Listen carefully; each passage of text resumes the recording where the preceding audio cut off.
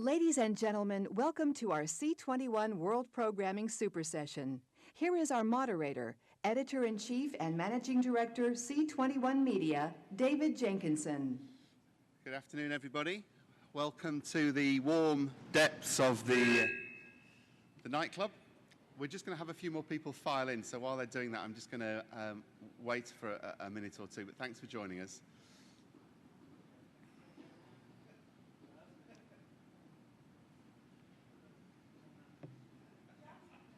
John, you've looked better.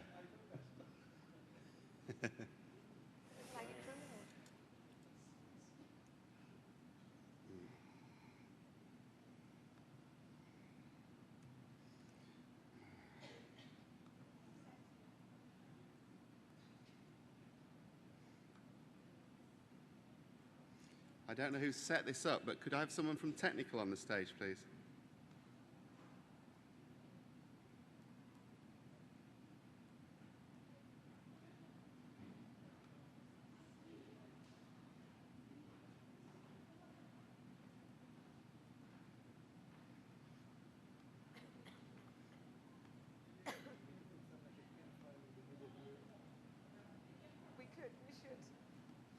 This is meant to play just by clicking through, and it's not doing it. It's just flicking it back onto the... It's meant to just click through when you hit play. Only 71 minutes to go. Oh my God. Right, 51 minutes to freeze. If I hit play there normally, You could without. something's been changed. So should we just go to the beat? It's not to do with the displays, it's to do with the... What do you want? A hot tea? No, you're kidding. No, I'm fucking serious. I'm going to be sick tomorrow. Right. I don't know what it's doing. Okay.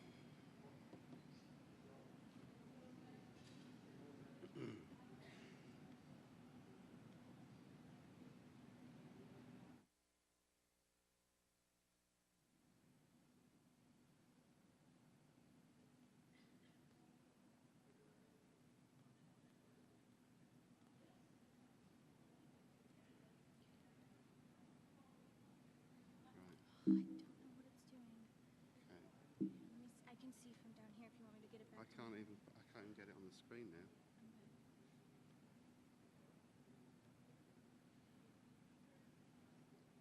And it's within Keynote that something's been changed. I don't know what it's been.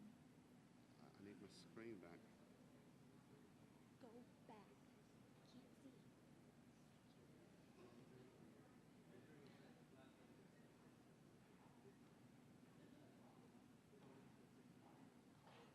Right, leave it there. Look, this is what's meant to happen. I meant to just click here, and I meant to toggle. It's meant to give me a view which is full screen, and I meant to be able to toggle through it. Okay, I've got it, that's it. Okay, it's working now. Okay, hang on a sec. I'm going to be right here with you for a few minutes. Let's just go back to the front.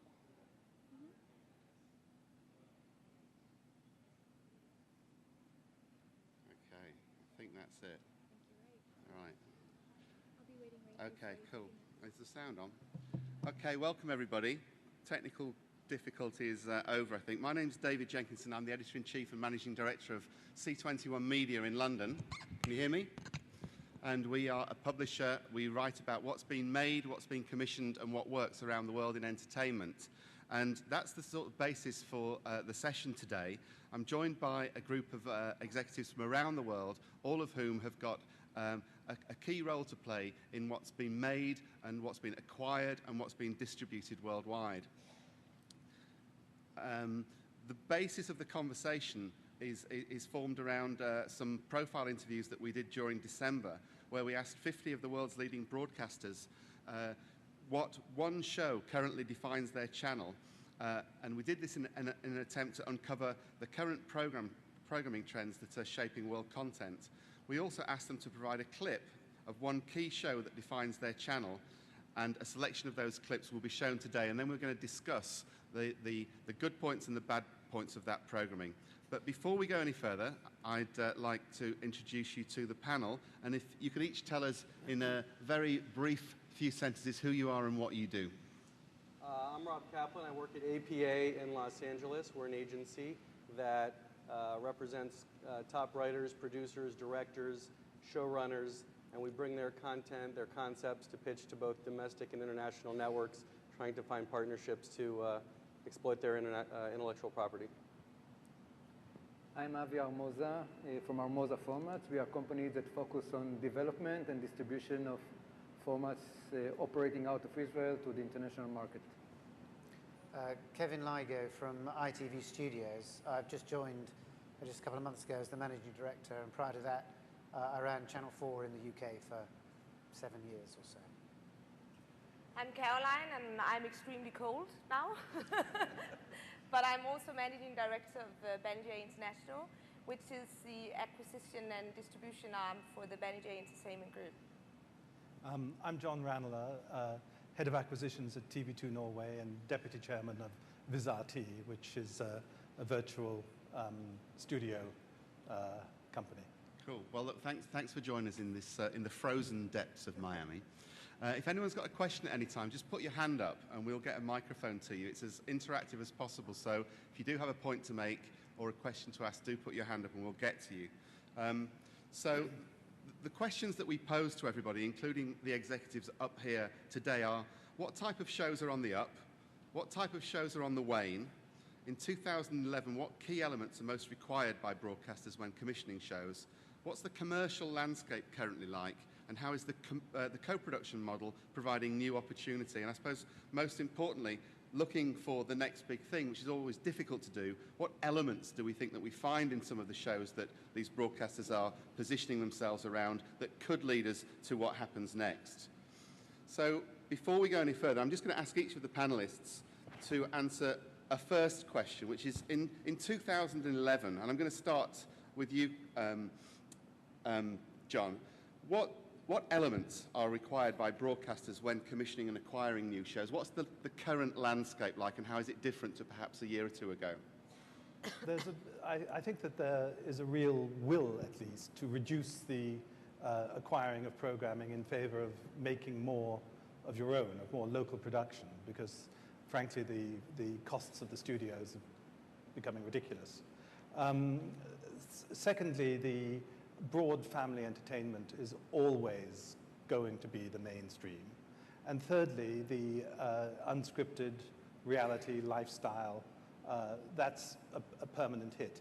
I think the key to it is that people really are interested in people rather than false people.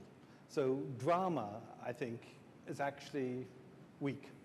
So we're looking more at the factual entertainment side rather than the sort of drama side in the markets that you operate in. That's right. Yeah. Caroline, what's your experience currently about broadcasters' requirements? You spend a lot of time pitching shows to them. What do they want and what don't they want? Well, I agree with John. I think that we slowly see how the financial recession is loosening its grip in us. The ad spend is going up in most territories, so there will be a willingness again to invest in new big shows. There has been a lot of reschedules for the past years, and now I think there's a demand for new formats in those big primetime slots. I think we will continue to see a lot of very character-driven TV. You know, both celebrity characters, but also non-celebrity characters will continue to drive the schedules. And then I think that the broadcasters more and more will demand, I mean, the whole thing about, you know, getting your content on different platforms will continue to be a big focus from them. I think more and more we will see that it's not only about getting your content on different platforms, but actually also to getting it there in real time. So I think that will be a trend we will see in 2011. Okay, and how's that changing your business? Are you doing things differently now? I mean, in relation to my last point, absolutely, and you see it also with the new big formats coming up out there, like a format like Voice Of. They have been very smart in creating a real-time way into other platforms, which I think we will see more and more of. So obviously we are focusing on that too.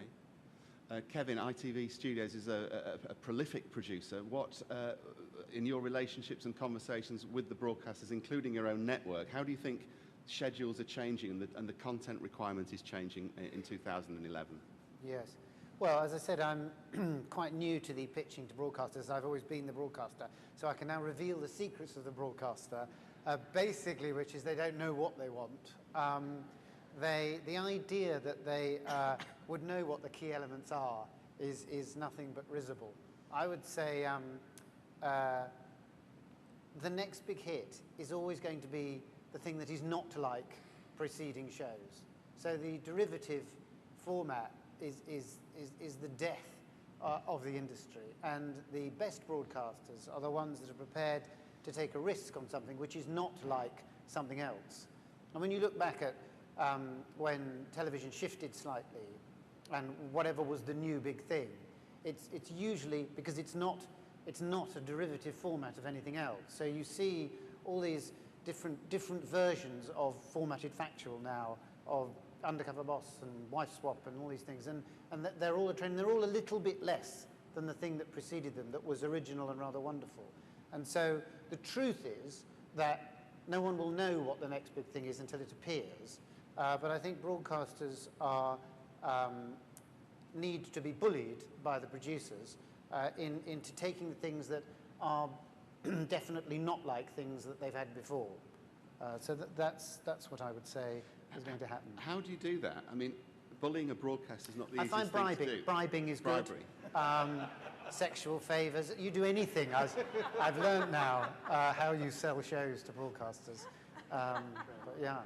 I disagree with John when John said that drama was going to go away. I think, strangely, the biggest hit in the UK of the last few months was Downton Abbey, a rather traditional period drama that came out and from sort of nowhere got 10 million viewers, made by Universal. So I think nothing goes away, anything is possible, and just keep trawling all the familiar ground. Okay. Avi, you're a big formats creator and distributor, and you've got businesses around the world pitching these formats to different sorts of broadcasters. Are there particular trends in particular regions, and what's working best? I think, while you travel around the world, you see the needs and even, you can say, eagerness of the broadcaster for a new type of program, for a new kind of content. There is an overall feeling, that we sang, we danced, we eat, we went on a diet, and it's time for new forms of entertainment.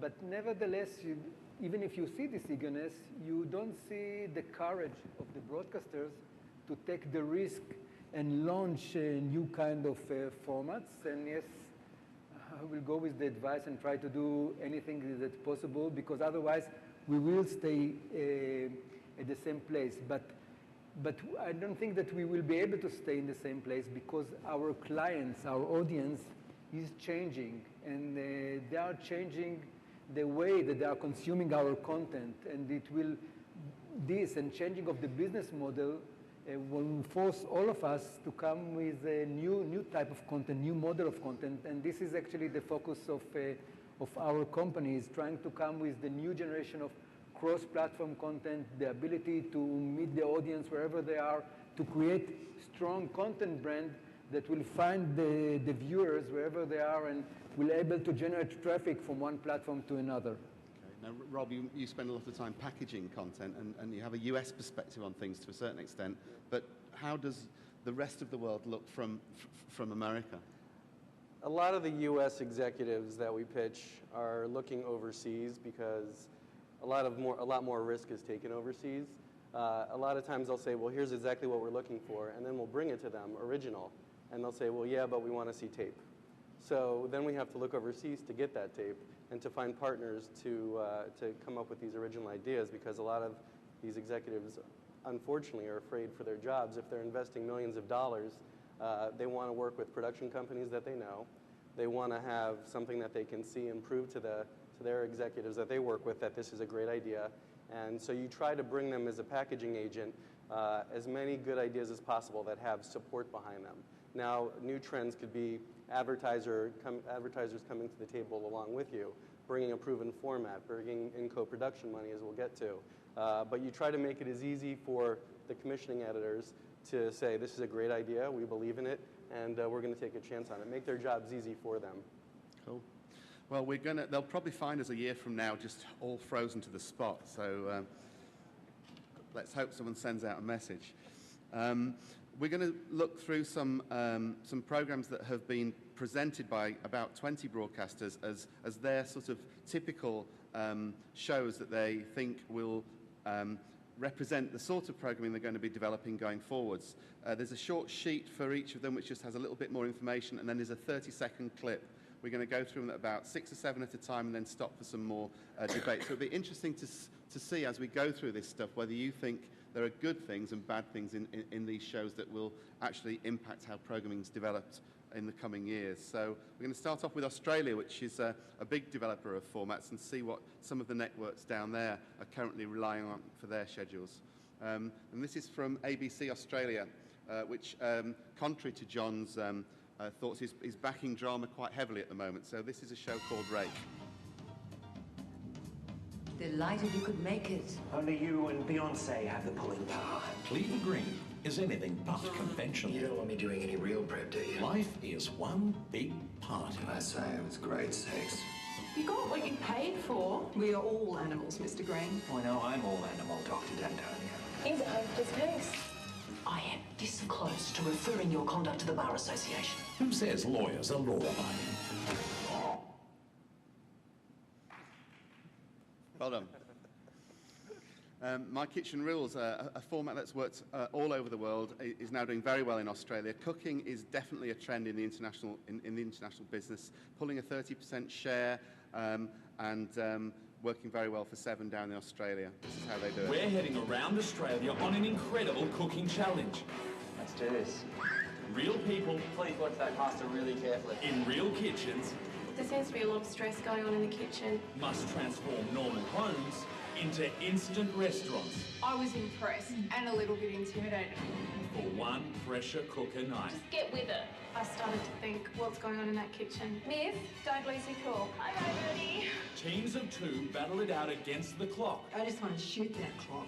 We're still going to do the entree. We haven't even started the entree, Natalie. To prepare the ultimate 3-course meal. Look, for us, presentation's really important. If we get it right on the night, look out. I don't know if anyone saw that YouTube spoof on MasterChef, but if you haven't, you should definitely check that out. It's worth seeing if you're in the cooking genre. This is 9 Networks' submission. Sorry, 7. The amazing. It's just brutal. The spectacular. The funny. The ridiculous. Top Gear Australia hits the road for some unforgettable yarns with a swag of Aussie stars. Jimmy Barnes, Michael Clark, The Chaser, and Lisa McHugh.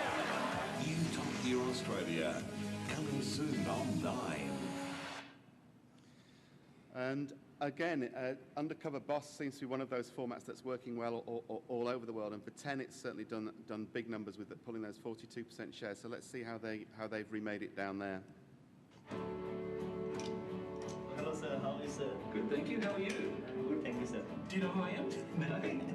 Well, I'm actually Don May, and I'm the CEO of Domino's. My goodness.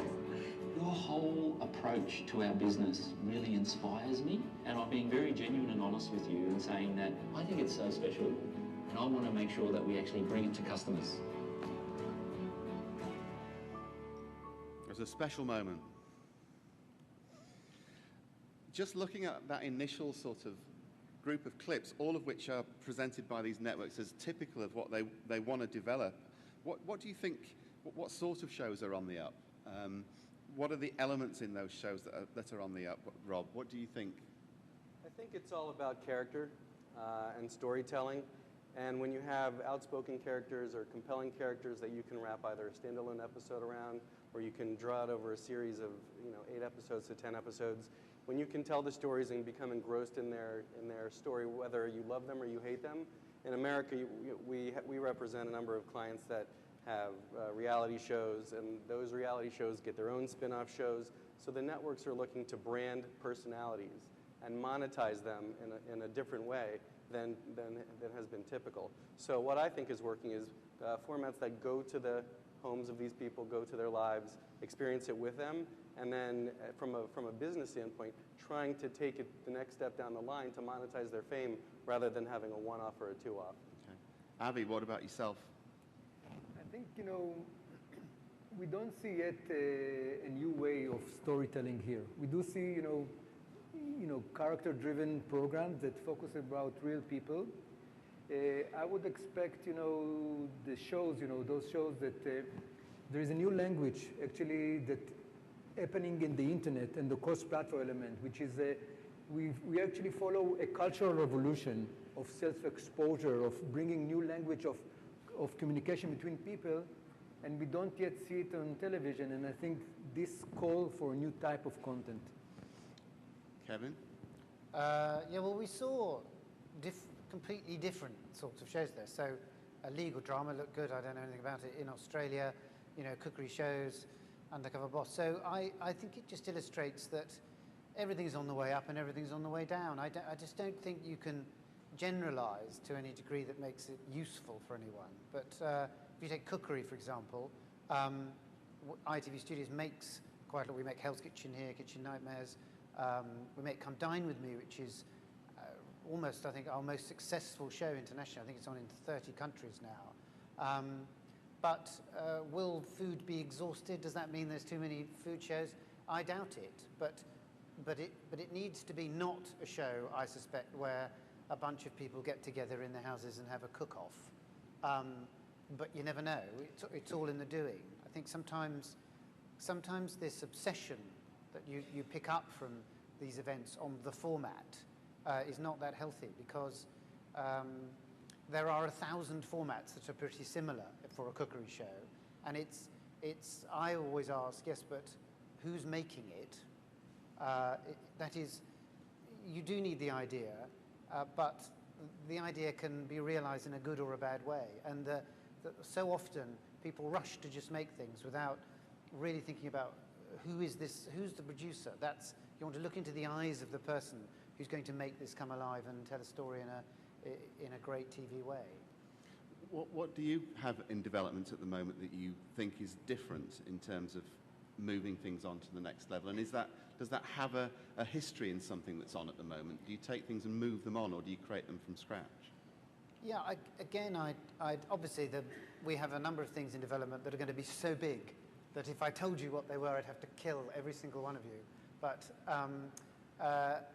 it's rare to find something that is so unlike anything else. So we have a very big quiz that's being made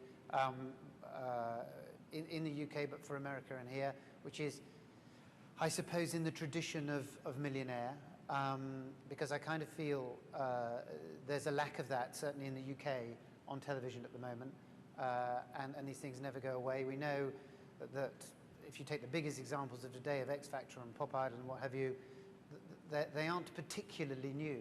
They're supersized in the way they're produced, but they were the mainstay of television when I was growing up. There were always talent shows on. They're really not that different, but they have been made, back to my original point, in a very special, relevant, modern way. Cool. Caroline, what do you think is on the way up?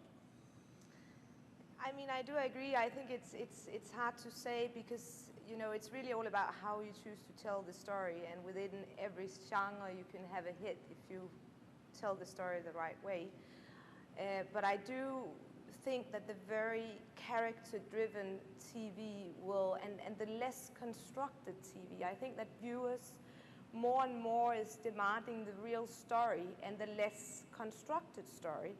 And I actually also think that it's one of the challenges that we are going to face in the format industry, that we more and more see how the formats is getting more and more vague, and we are, battling each other more and more on what is it actually that we are selling and what is it that we are paying for, and it's more and more about the production than it's about the format Bible and the format pillars, and so I think the very non-constructed, character-driven, real storytelling will continue to go up. Do you think there'll be a sort of a swing back against the sort of the format of the format? The fact that copycats do happen very quickly, and the audience is almost aware that they're watching the format as well as what's within the content as well.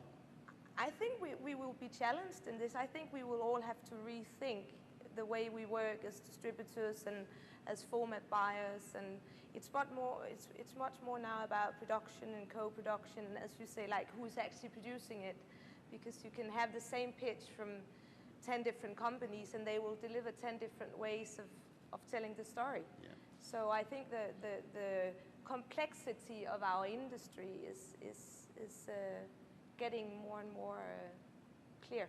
Okay. John? Well, I think, frankly, that the points have been made by colleagues here. The point about security of production is a general one. I think the reality, in the sense of real people on screen that people in the audience can truly identify with, that's a basic strength which is just going to grow. But I would add that there is unquestionably a move to what's on the up is more and more local production. And it may be cheap and cheerful and require volume in order to explain the low unit cost. But nevertheless, that is unquestionably growing. Cool. Okay, well, local production is a bit of a headline in the Latin American stuff we're going to see. Still producing some fantastic novellas, but producing them in more and more robust ways. So we're going to whiz through 2 or 3 of the most recent productions coming out of Latin America. This is a show coming out of Brazil called The League. Let's have a look at that. Qual foi o maior tempo que você ficou sem comer? Sem comer nada? 4 dias direto? Qual foi o momento mais difícil que você passou presa? É de ter trazido minha filha para cadeia. Eles colocam um escudo no chapão, que é essa chapa de ferro. Eu nunca mais vou olhar um lixo sem lembrar desse lugar. Se a gente pudesse fazer um antes e depois da sua fruteira, hein? A gente saiu, tinha o quê? Tinha uma laranja só, não era? So that wasn't the highest production telenovela that we had on the slate there, but more of the factual entertainment end of the market. This is Written in the Stars, which is Globo's new novella. Aquela casa vai ficar fechada e vai continuar até encontrarmos um comprador para ela. A casa é minha, pai. Quem decide sou eu. Eu tenho amigos influentes. A gente pode vetar essa sua loucura, esse seu absurdo. Eu não vou deixar você fazer uma loucura dessas. Entendeu? Enxerga. Eu já decidi, pai. E não tem força no mundo capaz de me impedir. Vem cá, Daniel. Daniel.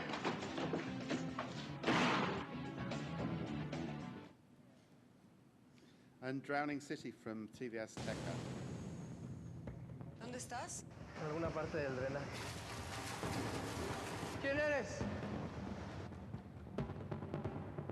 ¿Quiénes son los que viven abajo? ¿Sabes lo que puede pasar si rastrean esos sueros a nosotros? Estás violando los términos de nuestro acuerdo. Señor, acaba de llamarme Ulises. Está herido en el drenaje.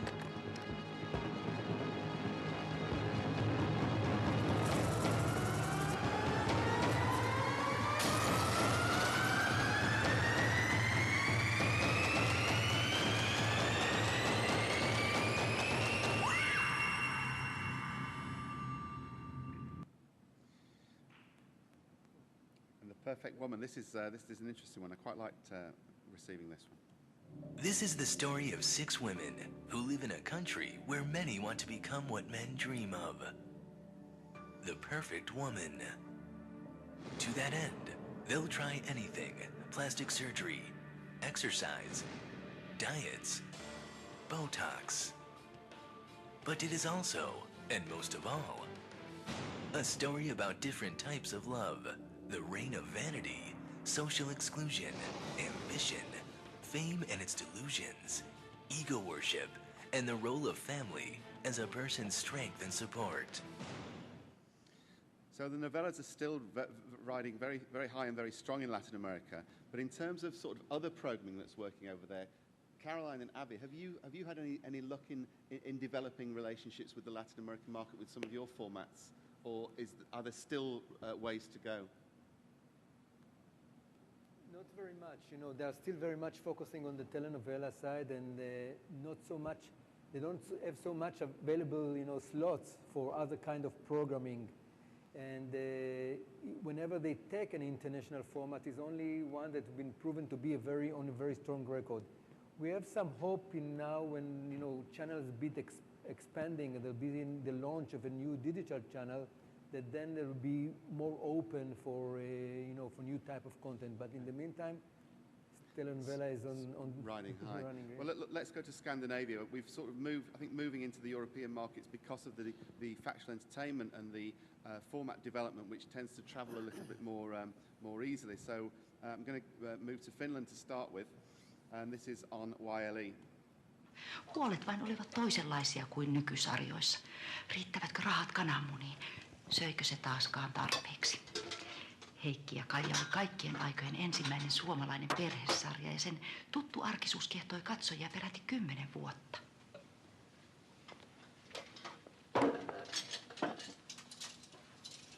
Kiitos.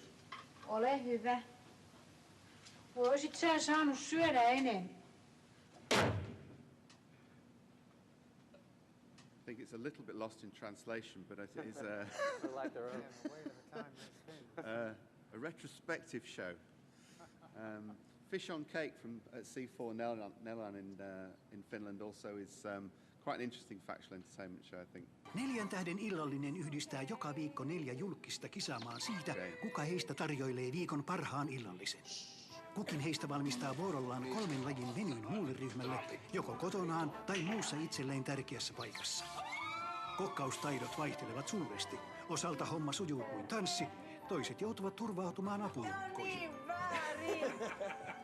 Jokaisen illallisen jälkeen vieraat antavat pisteet ruuasta ja tunnelmasta. Kokkaustaitoja arvioi myös oikea keittiömestari sanojaan säästämättä. Ei. Randomly finish again. TV4 Sweden, we're getting into more familiar territory now. So much better. Again, pulling a 35% share. Så mycket bättre är programmet där vi följer våra mest folkkära artister när de flyttar ihop i ett kollektiv på Gotland. Hur fan ska det här gå? Fuck you! Alltså det är som en djurpark där. Vi är ju helt olika varandra, men här bor vi i alla fall. Under veckan kommer de att hylla varandra genom att tolka och sjunga varandras största hits. Den var sjukt fet. And over to Canal 5 in Sweden. Benidorm Bastards. The hook here is that they have senior citizens who roam the streets abusing young people for a change.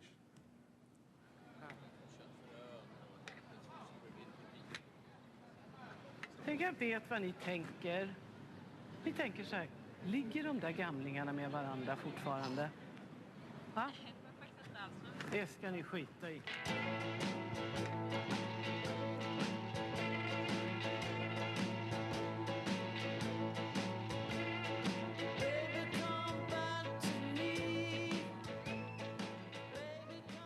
Ursäkta, var ligger tunnelbanan? Du, tunnelbanan ligger där borta. Där borta ligger tunnelbanan.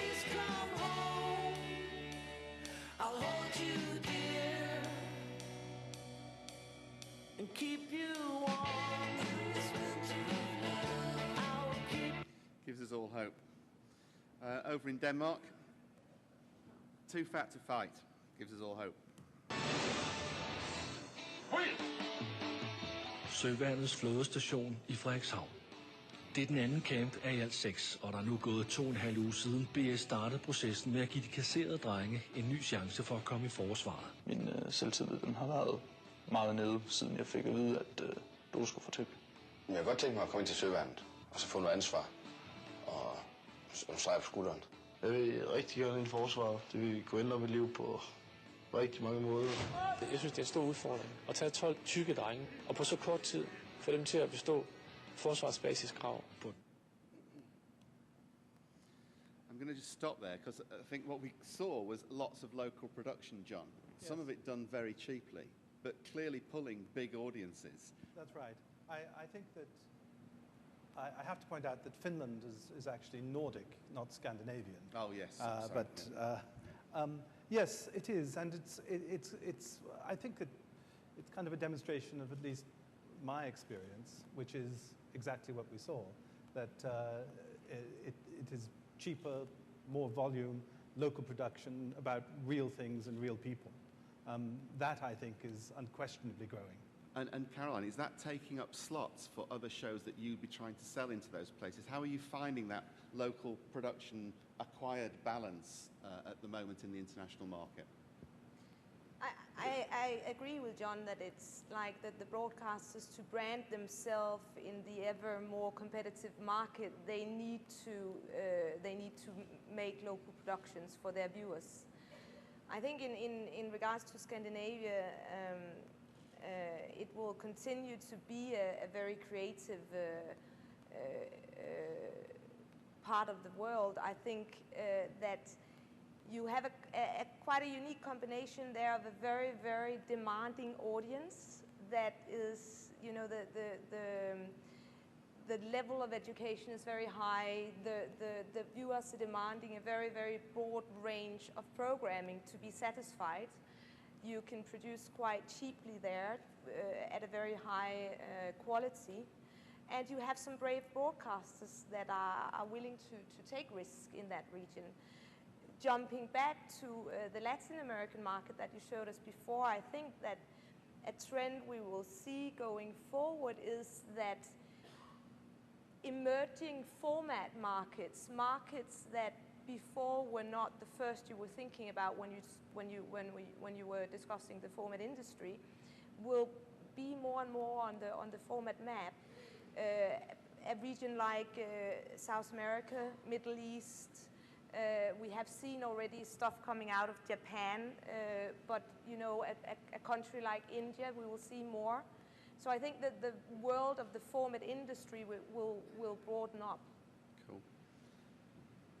I think the spinning balls just started, didn't they? Okay, let's just take a brief look at the Netherlands. Beat de Mol. I don't think this is John de Mol. It's a younger version from SBS. Dinsdag bij Veronica, een nieuwe Beat de Mol. Johnny de Mol en zijn team gaan de strijd aan met Gigi Ravelli en haar fanatieke team. Ja, die zit erin, die zit erin! Een spectaculaire show voor verrassende. Is je mond helemaal leeg? Ongelooflijke en absurd leuke opdrachten. Spaghetti! Verslaat Gigi Ravelli Johnny. Een spectaculaire nieuwe Beat de Mol. Dinsdag om 20:30 bij Veronica. Okay, and then on to the Netherlands here. Picture perfect Chersonissos on the idyllic island of Crete, a typical Greek village, with one exception. From May till September, the population is Dutch! And they're not here for the fine Greek cuisine. Als ik een Chersonissos ben, of hoe noem je dat? Chersonissos, of ja, in die zin in Creta gewoon. Ja, eet ik meestal alleen maar patat of frikandel of kroketten. Voor de rest, nee, sowieso, ik hou niet van vlees ook, dus... 8 brash youngsters enjoying the summer of a lifetime. Born and bred in the same city with the same background, they meet for the first time. They have but two things on their mind. Love. Ik heb nog nooit een one-night stand gehad. Nee, ik heb eigenlijk nooit one-night stands gehad. Dat vind ik gewoon ook een beetje ordinair. Nou, dat doe ik, ja. Ik weet van, ik denk de helft niet meer hoe ze eruit zien. En meer dan de helft weet ik sowieso de naam al niet meer. I think you tend to see when you go through these programs, Kevin, you sort of know what they are. Yeah. That they sort of happen everywhere and they're sort of done in the same way. How do you break the mold? Because they're so derivative. Yet these are the programs that these channels say define their schedules. Well, clearly anything coming out of Finland is peculiar. But I don't know, they do feel derivative. That doesn't necessarily spoil their thing, and it spoil the chance that they might be watchable. I think they're unlikely to sort of explode as the next big thing. But there's also, see, I don't know that I agree about this thing about, oh, people want absolute truth and reality. I think they as much want escapism, and I think younger people particularly are much more savvy and relaxed about what might be real or not real. And you've seen a slightly new thing in the UK. A big hit on one of our digital channels, ITV2, is a show called The Only Way is Essex, which was slightly like The Hills or something. It was very popular amongst young people instantly, and older people found it slightly offensive and confusing, which is always a good sign. And you had real people who were told, I suspect in the production sense, what was going on. They would say, so you'd have two girls and they would be fighting over the same boyfriend. It would be reality in the sense that they weren't scripted, but the producer would have had them aside and said, you know, talk about your current boyfriend, which is her ex-boyfriend, and see what happens. And it sort of lit a bit like a drama. It looked very glossy and good. And it did feel unlike anything you'd seen for a while, because you couldn't quite tell if it was real or not. I don't know. I don't really care if it was or not. It was just entertaining. And you know, it's similar. I know there's a big stink currently in America on Skins, which launched on MTV the other day, which was a show that we did on Channel 4.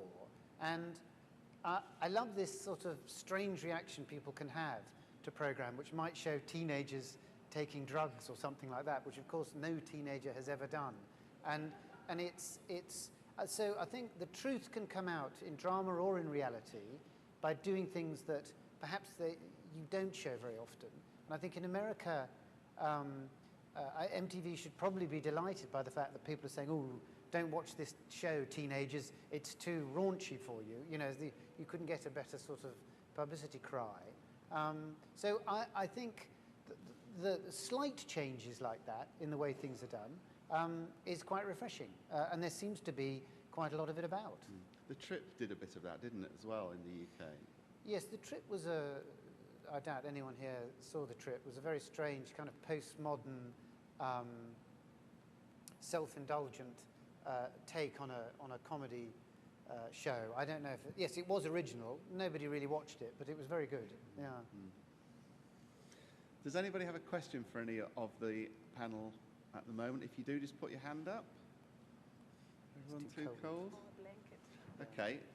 You'd have to go just behind you to a mic, or someone will bring you a mic. Yeah, someone will bring you a mic. If you could just let us know who you are. Hi, I'm Tug Yorger of Powderhouse Productions. I must admit I was a little confused by the Finnish television clips. Can you tell us anything more about them, other than the... Okay. That was my question.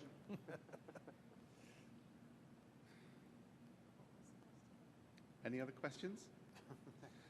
I mean, those clips were presented by people from the channels to represent what their shows were. Above and beyond that, there's a file. This whole series with the background information is running on C21, so you can get through to the shows and the description and the details. But right now, no. Yes, please.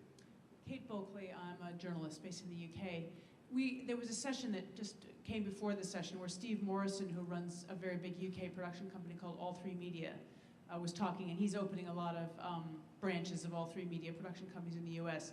And he said that he thinks that US broadcasters are going to start giving back more rights, or being more, let's say, more open to more creative deals with independent producers to actually let them keep rights. And we were asking about deficit financing and all that. So the question is, how do you think the financial part of this is developing? You know, we're coming out of this economic slump. What are the implications for how you commission and pay for programs? Who are you asking that to, Kate? Kevin. Yeah. Anybody else who has a view? Oh, I don't know. I suppose, well, Steve Morrison would say that, because he runs a bunch of independent production companies and will hopefully be planting the seed for rights to revert back. I think it seems everything's a prototype these days in television, and so there's no standard deal so much. Certainly in the UK, everything's fought on its own merits. You know, we mentioned at the very beginning, I can't remember who, that the difficulty for smaller independents, it seems, is that broadcasters now are so desperate to see, at the very least, a sizzle tape, if not a completed episode. And I think what John said, you can see a backlash against this in local markets, because there's a feeling of a sort of homogenization of the television type of format, that it's just spread everywhere, and it's like it's a sort of Euro pudding that spreads across the world.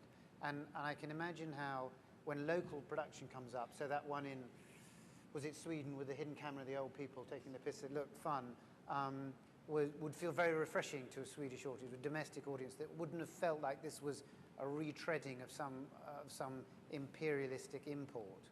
So I can see that helping it, but how small people fund their own pilots is difficult. We're lucky at ITV Studios we can afford to make pilots and stuff, so you have to invest more in your own pilots. I'll bring Rob in on that one, because you've been doing a lot of packaging in a different way recently, I think. Right. I'm based in Beverly Hills, and we pitch domestically straight to U.S. Buyers. Normally, they're going to grab whatever they can. So the key is trying to work out deals where you maintain the most on behalf of your client, if they're a production company, an international distributor that's working with an international production company. But there are deals that you can put together that increasingly retain the rights on behalf of the production companies and international partners if they bring certain elements to the table. And there are different ways to bring different elements to the table in the forms of production deficit financing, bringing in ad revenue, branding partners.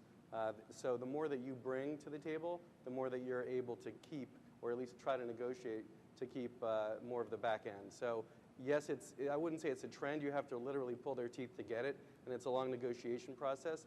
But it's because there's a lot more opportunity with regards to the amount of broadcasters and outlets that you can go to, but there's very tight funnels to get to them.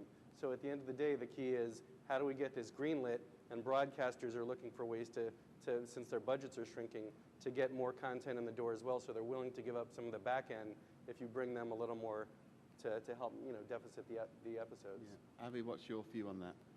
I think that from our experience, that if you have, let's say, a strong idea or a strong format, you'll be much better off in the US if you will be able to launch it and explore it in the international market. With our experience, once we had a good format, although we can, at the same time launch it in the US, but we know that the American experience is, once you bring them an idea or a good show that was not elsewhere, then they would like to grab as much as possible. But once you get to them and you already have a deal in place in 15 other countries, and then they don't have any other choice but to take the right for the American market only. Caroline? Generally speaking, I think that I experience that the fight for rights is getting more and more fierce, and everybody wants everything, and it's really trademarks more and more that's being built out there, and that means as a broadcaster, when you choose to invest in a new program, you are building a trademark, and you're going to utilize this trademark on many, many different platforms in many different ways.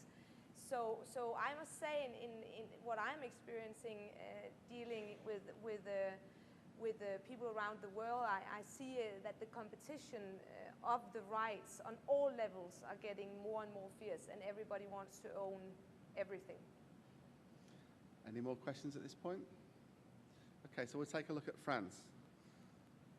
And The Little Prince was France 3's big project for the end of last year. I think probably flies in the face of a lot of the sort of lower cost programming that's been made in the majority of the markets that we've seen so far. Un événement France Télévisions.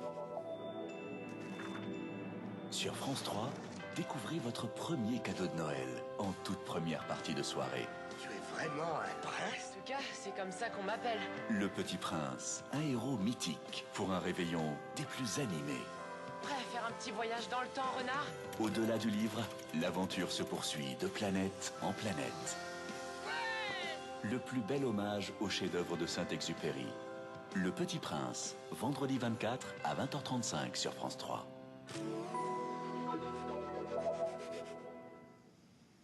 And then over at TF1, MasterChef, produced by Shine, has been doing very well. Frédéric Canton, l'un des très rares chefs 3 étoiles, et également meilleur ouvrier de France. Masterchef, pour moi, c'est la recherche de l'excellence dans le monde de la cuisine amateur. Yves Candeborde, un chef atypique qui a su marier la convivialité de la cuisine de bistrot à l'exigence de la gastronomie. Il faut être fier de ce qu'on fait, fier de la cuisine qu'on va réaliser, fier des recettes que vous allez nous présenter. Et enfin Sébastien Demorand, journaliste pour la radio et la presse écrite, l'une des plumes les mieux aiguisées en matière de critique gastronomique. Ce que je voudrais apporter aux candidats de Masterchef, c'est l'exigence du client professionnel que je suis. And let's move straight on to Germany. Talk shows still are very strong in Germany, along with locally produced drama, and this recent one's a little bit of a hybrid that's doing particularly well at the moment.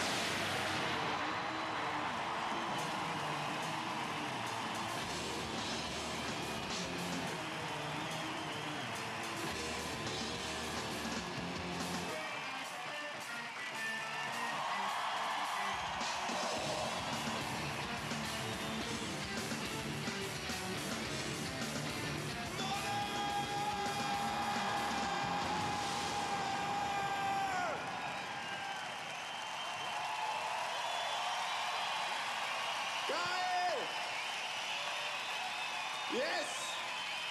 Das wird der Hammer heute! That's what he's talking about. It's your average talk show host. And again, another interesting one, I think, from Germany here. Germany doing very well at the moment in terms of its originality, I think. Mein Mann kann. Tja, kann er denn wirklich? Willkommen zurück beim großen Wetten um 50.000 Euro. Wir sind inzwischen in der 3. Spielrunde. Die aktuelle Aufgabe lautet, wie viele Autos von 10 ertastet dein Mann in 4 Minuten? Das Die bekannt sind. Ich glaube, das ist ein VW Käfer. Richtig! Komm mit, nimm meine Hand, ich führe dich zum nächsten Wagen. Ganz schnell, wir wollen keine Zeit verlieren. Du hast noch 3 Minuten 10. Vorsicht und Hand dran und weiter geht's. Nummer 1 hast du erraten. Porsche. Richtig! So, komm mit. So let's talk a little bit about the commercial landscape. How are things commercially at the moment?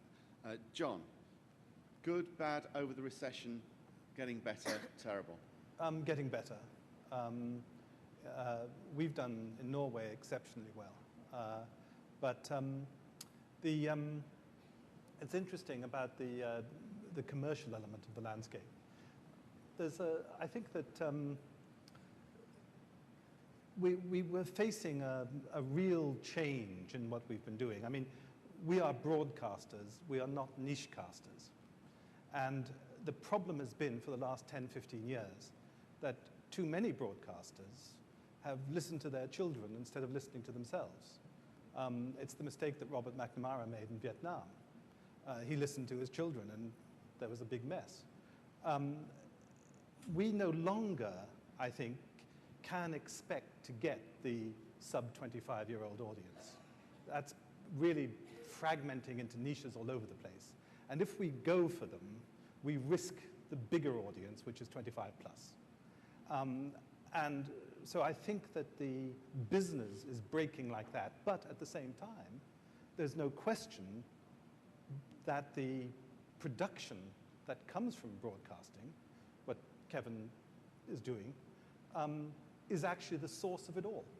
There isn't a separate internet production of any reasonable description at all. It's a version of what we're all doing and all want. And I think that broadcasters generally have lost confidence in themselves and in what they're doing. And the whole business of where does the money come from, co-productions, and all the rest of it is symptomatic of that. This is not dynamic, it's desperate. We need, as broadcasters, particularly commercial broadcasters, to make money. Once we start playing with the revenue streams that we have, we're playing with our lifeblood. And that needs really to be fully understood. The reason, in part, for sharing rights and giving independent producers more rights, which is fine, is because the broadcasters are more and more frightened of taking risks themselves. This is defraying risk. And if we see it like that, then the question is why, and should we? So what do you do if you have to take risks and you have to find new revenue streams, but you're worried about eroding your traditional revenue streams and moving away from them? How do you balance that, and what do you do in a programming way to solve it? Well, I come back to my song, local production. But I mean, the format business is a direct way forward. I mean, Avi is responsible for some excellent formats that we've had, and we have Upgrade, Bubble, Connected. These are excellent. We make formats ourselves. We've exported a format to Channel 4 in England. We have a fantastic format called Golden Times at the moment, which I really think could be a world beater. But that's what we do. And I think that more broadcasters should do that and not leave it to the independent sector. Okay. Caroline, what's the current state of the sector that you operate in? Is the recession over for you, or do you still worry about 2011? The recession is not over, but it's, as I said before, it's definitely losing its grip in us, and we see the ad spend going up in many territories. I think another interesting thing in how the landscape is moving in the industry as such, I think it's also clear to see that the broadcaster starts to compete also outside prime time. The daytime and the access prime time is really becoming more and more a focus point within the format industry also, that you can you know, sometimes they reach the conclusion that you know, they might steal more viewers by investing in a daytime, stripped daytime or stripped access prime time than in investing in a big prime time slot Friday nights. And obviously as a format distributor, that's very interesting because it means that you can put focus on other kinds of formats and do really good business there as well. So I think that's also a part in the landscape where I see changes now. Because a lot of broadcasters weren't spending money outside prime time at all for the past couple of years. That's now changing, is it? I mean, at least the format industry has until now mainly been focused within the prime time. It's within the prime time you invest in your local productions, but we see more and more that's changing in all territories, not only territories like UK and others where you've had very strong daily programs always, but in other territories. A format like Come Dine With Me is a very good example that you have seen that format been put in many different slots all over the world, because that's actually now where the broadcasters are also competing. So that's interesting as a distributor, it's very interesting as a format deviser and producer, that it's not only about the next big format, it's also the smaller ones that can do use different for the client. That add up. Kevin, ITV went through a very bad period and is now going through quite a good period. Are you confident that's going to continue, or is the fragmentation going to destroy you? Well, the ad market's up and everybody can have a party for a while. But there's no doubt about it that the pressure on programming is that, you know, audiences generally get smaller, with some notable exceptions. The cost of production does not come down, and producers need to take some responsibility for that, but at a certain level they can't get any further down. One of the reasons why I think something like Come Dine With Me is so successful is because it can be made so cheaply in every territory. So almost every country in the world, you know, Albania has its own version of Come Dine With Me. They don't eat much, but it's still a good program. But we have a program like I'm a Celebrity, Get Me Out of Here, and it's an enormous production that costs, you know, towards $1 million an hour and stuff, and not many countries can actually afford to make that work for them. So I think it pushes it into what we see is happening, which is this vertical integration with the broadcaster producers. And ITV is fortunate here because instead of arguing with independents about rights to this and rights to that, if you actually own your own network, you have the sort of golden ticket of trying your own formats on air.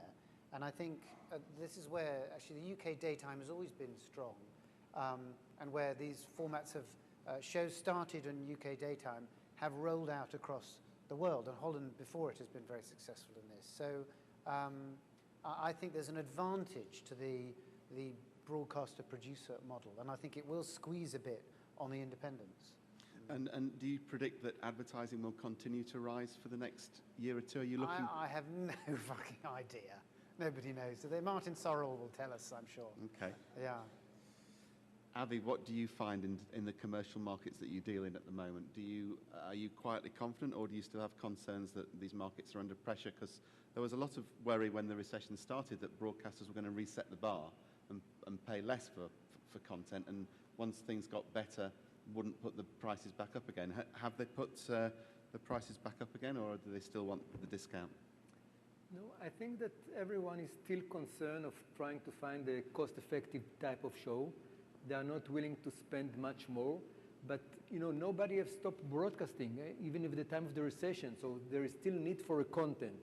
But I think what we saw happening that there was like a new type of content adapting to the situation. And, you know, shows like we developed, like, you know, for example, Upgrade, that it's a game show, but it's game show in a lower scale that go into people's homes. So you don't need a big, huge studio. And then you have the possibility of strong product placement because it's giving people at home the ability to upgrade stuff in their, you know, like the fridge, the television. So you have the possibility to get product placement. This is like on the entertainment side. Or if you go into the drama, to the scripted side, you know, shows that we sold, for example, to HBO, which is a strong suspense drama, a police drama, but take place only at the police station. So all you need is like just, you know, 2 rooms. And it's still, you know, the level of writing, the level of creating character is strong, but it's taking place in a small studio, and this is the way to make it cost effective. And Rob, what commercial pressures are changing the way that you do business in the world market at the moment? I think that, you know, everyone likes to say that they're looking for the next big hit, and that's a given. There's money out there, and I really think that there's 3 ways to look at this. The viewer doesn't know whether it's a format, whether it's locally produced. I mean, obviously it's, but they're not concerned about where it came from. Broadcasters have an incredibly difficult job managing budgets and, you know, satisfying their advertisers and target audiences. But the creative community that comes up with these ideas has a limitless supply of real ideas. There's a problem because consolidation has led to a bottleneck of our ability to get to the buyers. And when they're only working, rightly so at some points because there's so much money involved, but when they're only working with certain production companies and they're hand-picking hit formats from other territories, while there might be viewers watching these shows, there's a stagnation in the marketplace because there's no new ideas getting brought up, but even though they're there, and there's no one risk-taking. So we need a little bit more risk-taking. And it's great that the local productions are starting to kind of flourish because what it's doing is allowing them to plant roots. They'll come up with their own ideas wherever it might be. You know, great ideas are coming out of Israel and from all around the world. Let's give those opportunities, you know, life. And that's what I really think has to happen. A little more risk-taking at the top and listening to the creative community and allowing them to have their voices heard. Cool. Do we have any more questions at this point? Yeah, there's one down at the front again, please. And then there's one at the back with the lady in the green coat.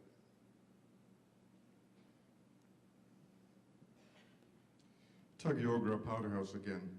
To what extent have the terms of trade in Great Britain, which enables independent producers to own their content or own rights to their content, made a difference in the creative energy in Britain? It seems to us from the US, we envy that situation, and it gives those independent producers the capital to experiment. I think probably Kevin, you might like to take that. Yes, it's been very advantageous to the production community, and you know, in many ways, Channel 4 in the UK was set up primarily to do this. John was a founding father of Channel 4, and it's been so successful, it almost hurts Channel 4 now that it does not benefit from the revenues that pour in from the independent sector. And the wealth and the size of the independents now is such in the UK that they in some ways harm some of the smaller broadcasters. So that we'll probably see a balance. There's been enormous consolidation now, and rather like in America, as I understand it, though I'm fresh to it, is that there aren't that many truly little independent companies. If you get a show that's halfway sniffed at by a broadcaster, you're kind of acquired or funded in a different way and taken over. And I think we may well see that in the UK, which would be a shame. But it's quite interesting, the all-three model, where they have, I don't know, 17, 20 companies, they keep them very separate.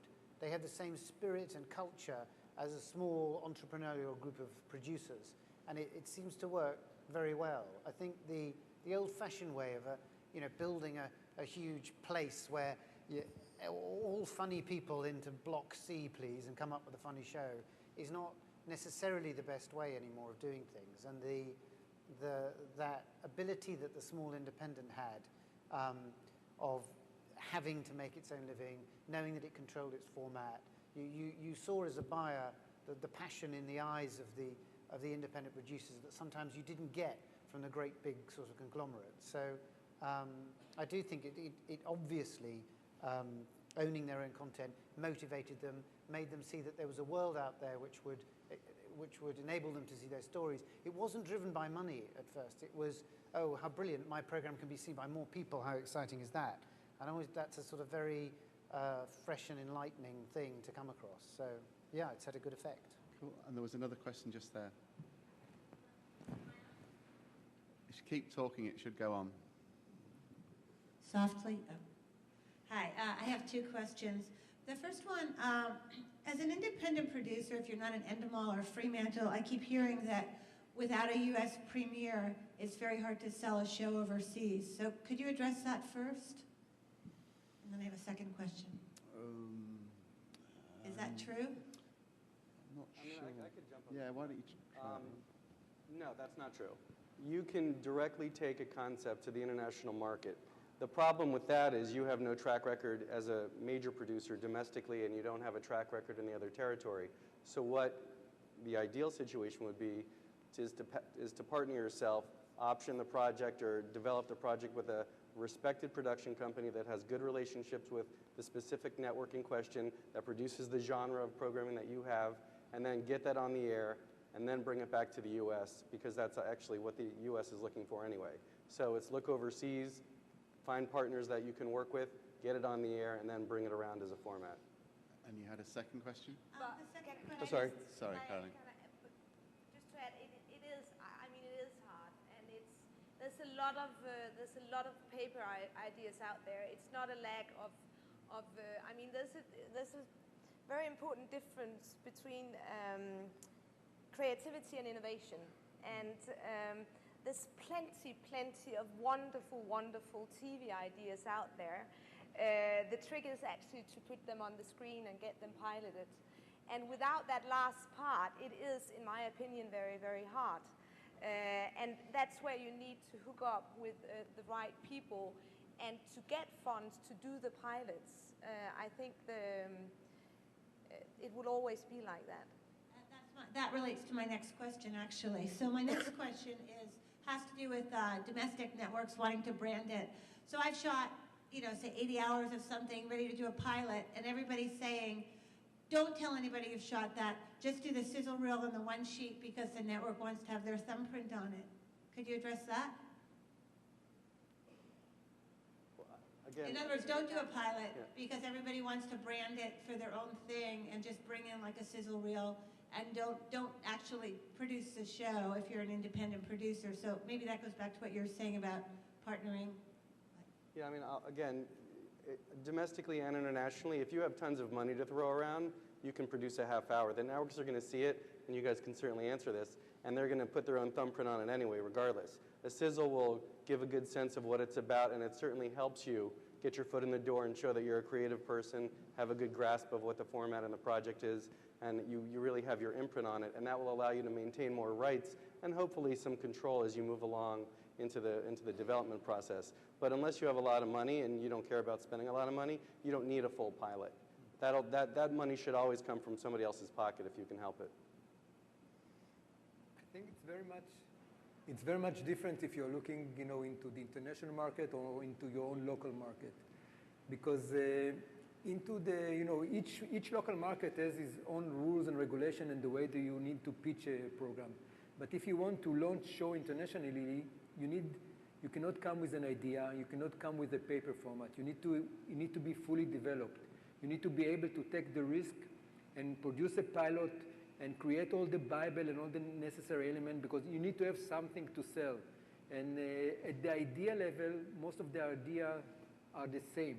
Only if you are able to get the knowledge or the expertise of executing it into a solid show, then you are able to sell it.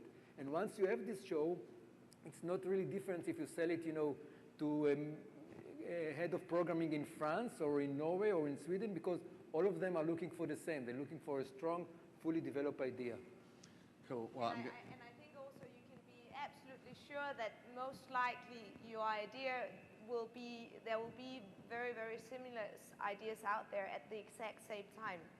We are all influenced by the same things all around the world. So if your idea is the one that should end up as an international traveling format, I would always advise to really find the funds and get it piloted ASAP, because otherwise somebody else will. Just wrapping up then with one final question to each of the panelists. A year from now, John, how will your programming be different, and what's standing in the way of you doing what you need to do with the channel right now in terms of its content? Money is standing in the way. I'm sure I speak for all of us when I say that. We would love to make more things, try more things out. We're actually now a network. We've got 4 or 5 channels, different channels, and I think that's pretty much the same for everybody. I think that in a year's time, it'll still be broad family entertainment, sport, factual news, lifestyle. Caroline? I mean, I'd rather comment on how we try to secure that we will have a flow of formats coming to the market going forward. I mean, the Banijay Group works very, like you said before, like with entrepreneurial spirits companies that each has their own individual trademark in their local markets, and we try to support that. We have different things, like at every MIP we fund a pilot, so all the subsidiaries within the group can put forward a new format idea, and we then fund a pilot before each MIP. We have an internal creative hub, of course, that is very focused on the big primetime slots. And then we're very focused on partnering with third-party companies, people, talents out there, where we want to put our money and our faith in the future of formats coming up. So that's how we work to try and secure a steady stream of formats. Cool. And Kevin, what's your challenge for 2011?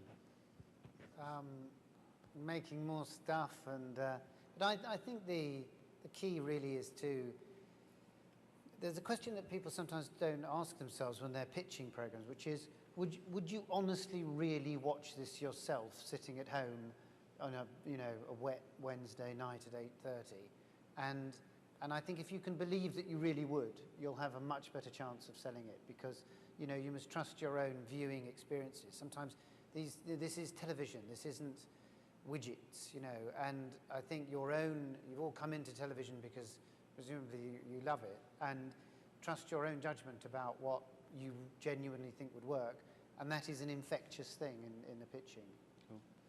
Abby, how will things be different for our Moser formats 12 months from now, and how will that reflect how the global programming business changes? I think that our industry is changing, and the key strategic element is the ability to go with the change and create the change without losing your focus.